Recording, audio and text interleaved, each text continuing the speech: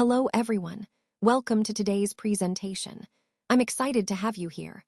Our topic is rational numbers. This will be a brief but insightful overview of what rational numbers are and why they matter. We'll look at their definition, some examples, and their significance in mathematics. So let's get started and explore the fascinating world of rational numbers together. Let's take a closer look at the contents of today's lesson. We start with the difference between fractions and rational numbers.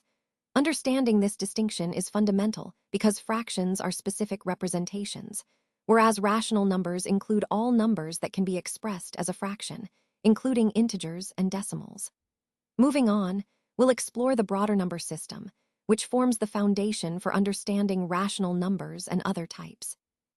Next, we'll examine the properties of rational numbers, such as closure, commutative, associative, distributive, and identity properties. These properties help us simplify and work with rational numbers more effectively. For example, the commutative property tells us that changing the order of numbers in addition or multiplication doesn't change the result, which is crucial in calculations. We'll also look into the additive and multiplicative identities, the special numbers that leave other numbers unchanged when added or multiplied. Additionally, the additive and multiplicative inverse concepts are important because they help us find the reciprocal of a rational number or the inverse needed to reach 0 or 1. Another key topic is representing rational numbers on the number line. Visualizing numbers this way helps us grasp their size and relationships better. We'll discuss how to find rational numbers between 2 points on the line, which is a skill that deepens our understanding of number density. Throughout the presentation, I'll reinforce these ideas with practice and examples, making sure you get it. We'll end with some review and encouragement, because mastering these concepts is essential to your overall understanding of mathematics. Remember, the goal here is to see how all these properties and representations connect to form a coherent system, one that makes working with rational numbers intuitive and powerful. Now, let's explore the difference between fractions and rational numbers. When we talk about rational numbers, we're referring to any numbers that can be expressed as a fraction, which means a ratio of 2 integers. These include positive fractions, like 3/4, and negative fractions, like -5/8. Essentially, rational numbers encompass all fractions, whether they are positive or negative. This distinction is important because it helps us understand the full scope of rational numbers as a set. Remember, the key point here is that rational numbers include both positive and negative fractions, making them a broad and flexible category in mathematics. This concept ties into our overall theme of understanding different types of numbers and their relationships, which is fundamental for more advanced math topics. Now, let's explore the different types of numbers within the number system. First, we have rational numbers. These are numbers that can be expressed as a fraction, where both the numerator and denominator are integers, and the denominator isn't 0. Rational numbers include fractions like 1/2, as well as decimals that terminate or repeat. Moving on, whole numbers are basically the natural numbers plus 0. So 0, 1, 2, 3, and so on. They are non-negative and have no fractional parts. Next are integers, which expand on whole numbers by including negative numbers as well. So, -2, -1, 0, 1, 2, and beyond. Finally, we have natural numbers, which are simply the counting numbers starting from 1, 2, 3, and so forth. These are the most basic numbers we use for counting objects. Connecting all these, understanding these categories helps us see the structure of the number system and how different types of numbers relate to each other, which is fundamental in mastering mathematics. Now, let's take a closer look at the properties of rational numbers. Starting with the first one, the commutative property. This means that when you add or multiply 2 rational numbers, the order in which you do it doesn't matter. For example, a plus b is the same as b plus a, and similarly for multiplication. It's a key concept because it shows the flexibility we have with rational numbers in calculations. Next, we have closure. This property tells us that when you add or multiply 2 rational numbers, the result will always be another rational number. It's like the set of rational numbers is closed under these operations, meaning no matter what you pick, you'll stay within the set. Then there's the associative property. This one indicates that when you're adding or multiplying several rational numbers, the way in which you group them doesn't change the result. This is very useful for simplifying complex calculations because you can regroup terms without changing the outcome. Moving on, the identity property. For addition, the identity element is 0 because adding 0 to any rational number leaves it unchanged. For multiplication, the identity is 1, since multiplying any rational number by 1 keeps it the same. These properties are fundamental because they serve as the baseline for operations. Finally, the inverse property. Every rational number has an additive inverse, which is its negative, such that when you add them together, you get 0. Similarly, for multiplication, every non-zero rational number has a multiplicative inverse, or reciprocal, that when multiplied together gives 1. These inverse elements are essential for solving equations and understanding the structure of rational numbers. By understanding these properties, we see how rational numbers behave consistently and predictably under addition and multiplication, which is crucial for mastering algebra and higher mathematics. Let's talk about the closure property now. This property is all about what happens when we perform operations like addition, subtraction, multiplication, or division on rational numbers. The key idea is that if we start with rational numbers and perform these operations, the result should always be a rational number. If even one case goes wrong, then the entire law doesn't hold. For example, when we add two rational numbers, the result is always rational.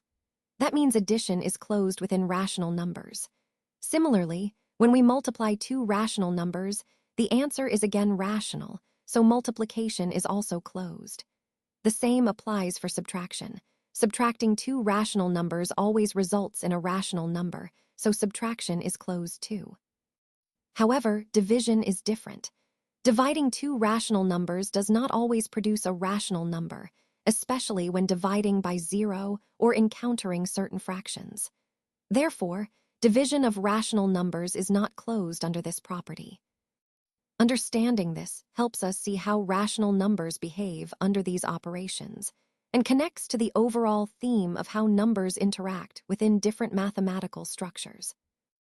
Now let's talk about the commutative property and how it applies to different operations with rational numbers. First, for addition, the key idea is that if we interchange the positions of the numbers, the sum remains the same. So whether we add a to b or b to a, the result is unchanged.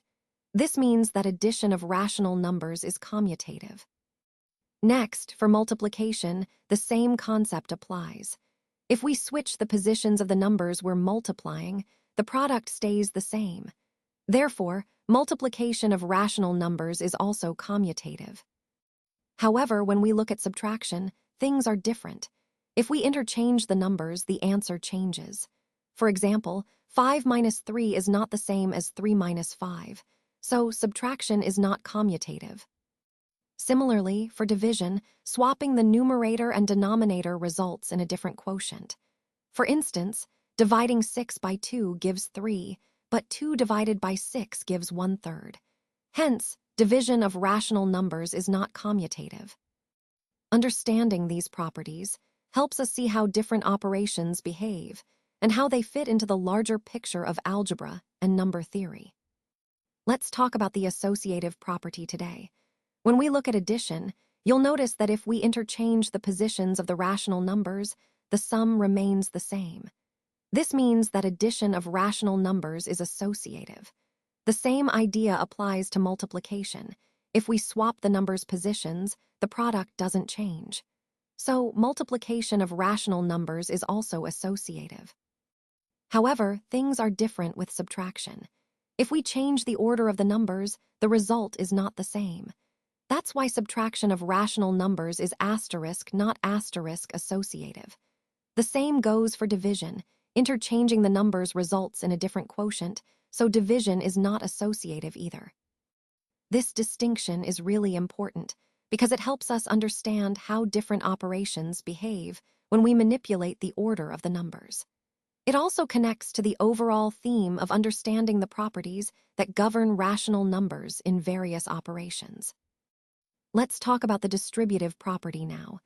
This property specifically applies to multiplication, but what makes it interesting is how it interacts with addition or subtraction.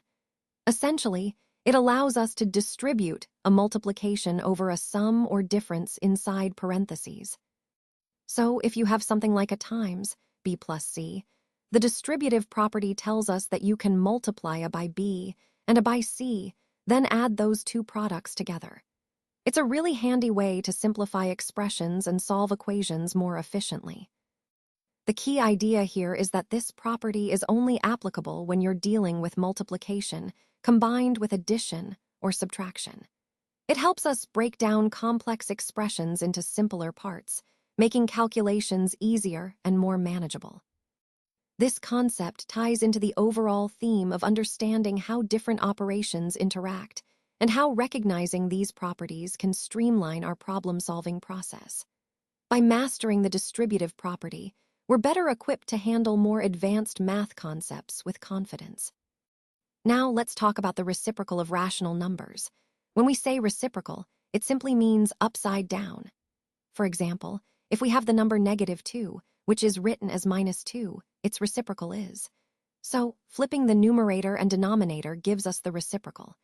It's a simple idea, but an important one because reciprocals help us understand the relationships between numbers, especially when working with fractions and ratios.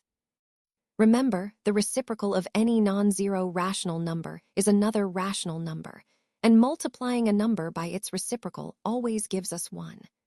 This concept ties into the overall theme of understanding how numbers interact and relate to each other mathematically.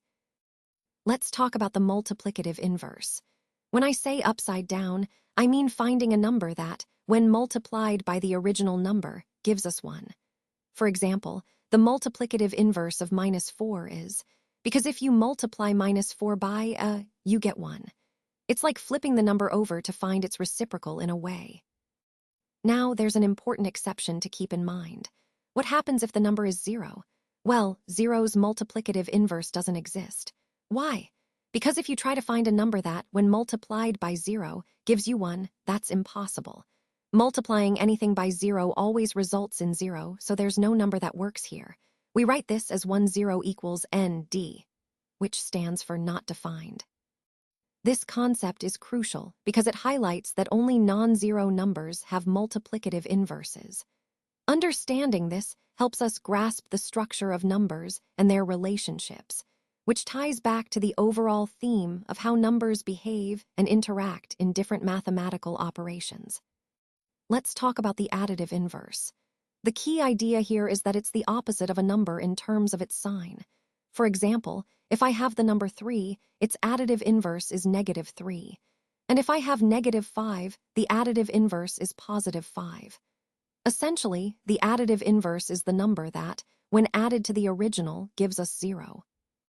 This concept is really important because it helps us understand how numbers relate to each other, especially when solving equations or working with opposites. Remember, the additive inverse always has the same magnitude but the opposite sign. So, it's a fundamental part of understanding how to work with positive and negative numbers in math. Let's take a look at how rational numbers are represented on a number line. As you can see here, each point corresponds to a specific rational number. The number line is a visual way to understand where these numbers fit relative to each other. For example, negative numbers like -5, -4, -3, -2, and -1 are placed to the left of 0, while positive numbers like 1, 2, 3, and 5 are on the right. 0 acts as a dividing point between negative and positive numbers. This visual representation helps us see the order and distance between the numbers more clearly. Remember, rational numbers include all numbers that can be expressed as a fraction, and placing them on the number line makes their relationships more intuitive. This is a key concept because it helps us understand the real number system as a whole and how rational numbers fit within it. Now, let's talk about how to find rational numbers between numbers on the number line. The key idea here is to take the given rational numbers and find their equivalent fractions. This helps us see the numbers more clearly and makes it easier to identify rational numbers that lie between them. Once you've written the equivalent fractions, you can then look for rational numbers that fall between these fractions on the number line. Essentially, we're breaking down the problem into simpler parts by converting to a common denominator, which makes it straightforward to spot numbers in between. This method is very useful because it allows us to precisely locate rational numbers between any two given rational numbers, and it's a fundamental skill in understanding the structure of the number line and the density of rational numbers. Remember, the goal is to find as many rational numbers as possible lying between 2 points, showing just how densely packed the rational numbers are on the number line. All right, now it's time for some practice. On this slide, you'll see 2 options, no and yes. This is where you get to test what you've learned so far. The key here is to actively engage and apply the concepts we've discussed. Remember, practicing helps solidify your understanding and builds confidence. So whether you're ready to say yes and try it out or need a moment to review, this step is crucial in your learning process. The overall theme is about taking action and applying knowledge, so don't shy away from practicing. It's through practice that real progress happens. All right, you've got it. Now let's talk about the additive identity of 56. When we look at the additive identity, we're really focusing on the number that, when added to any number, in this case 56, doesn't change its value. And that number is 0. So if I add 0 to 56, I still end up with 56. It's like 0 is neutral in addition. This concept is fundamental in mathematics because it helps us understand how numbers interact and stay consistent under addition. Remember, the additive identity is always 0, no matter what number we're working with. So in this case, the additive identity of 56 is 0. All right, you got it. Now let's look at the reciprocal of 6, 7. Remember, the reciprocal is just flipping the numerator and the denominator. So for 6, 7, the reciprocal is 7, 6. That's the key point here. Now, among the options, which one correctly represents that? Well, the correct answer is 7, 6. It's important because understanding reciprocals helps us with division and simplifying fractions. And as we see, the other options like -7, 6, 1, -6, 7, 6, 7, 2, and 4 are not correct in this context. They might look similar or related, but the reciprocal always involves flipping the fraction. So remember, the reciprocal of a fraction flips the numerator and denominator, and in this case, it's 7, 6. This concept is a building block for more complex fraction operations. Keep that in mind as you go forward. All right, you've got it. So let's think about the question here. Which of these options is the multiplicative identity for rational numbers? Now, this is a key concept in understanding how numbers work together. The multiplicative identity is the number that, when you multiply it by any other number, leaves that number unchanged. For rational numbers, this special number is, yes, it's 1. Multiplying any rational number by 1 doesn't change its value. So, among the options, -1, 0, and none of these, the correct answer is 1. Remember, recognizing the multiplicative identity helps us understand the structure of numbers and how they interact in equations. Great job following along. All right, let's see if you got it. So, which of these numbers do you think lies between 0 and -1? We have options like 1, 0, 3, -2/3, 2, -3, 4, and 4/3. The key here is understanding what it means for a number to be between 0 and -1. Remember, that means it has to be less than 0 but greater than -1. So looking at these options, which do you think fit that criteria? That's right. You want to focus on the numbers that are negative but not too far out of that range. This helps reinforce our understanding of intervals on the number line, which is a fundamental concept we've been building on. Keep in mind, the goal is to identify the number that sits right between 0 and -1 on the continuum. All right, you got it. Now let's see if you can identify the additive inverse of 729. Remember, the additive inverse is the number that, when added to our original number, results in 0. So, which of these options do you think it is? Is it 29, 7, or -729, or maybe -29, 7, Or could it be 729 again? Think about the concept of additive inverses we discussed earlier. It's all about finding the number that cancels out the original. This is a great way to reinforce your understanding of negative numbers and how they work in fractions. So, take a moment, consider the options, and see if you can identify the correct additive inverse. All right, you've got it. Let's see if you can identify the multiplicative inverse of 15 over 31. Remember, the key idea here is that the multiplicative inverse of a fraction is another fraction that, when multiplied together, gives you 1. So, which of these options do you think will work? Is it 31 over 15, which makes sense because it's the reciprocal? Or could it be one of the negative options? Think about how multiplying these pairs should give us the number 1. This concept is really important because finding inverses helps us understand how to undo operations, and it's a fundamental part of working with fractions and algebra in general. Take a moment to consider the options, and remember, the correct inverse will multiply with 1531 to produce 1. All right, you've got it. Let's look at this example. A plus b plus c equals c plus b plus a. Now, which property is this demonstrating? Well, it's the commutative property. This property tells us that when you're adding or multiplying, the order of the numbers doesn't change the result.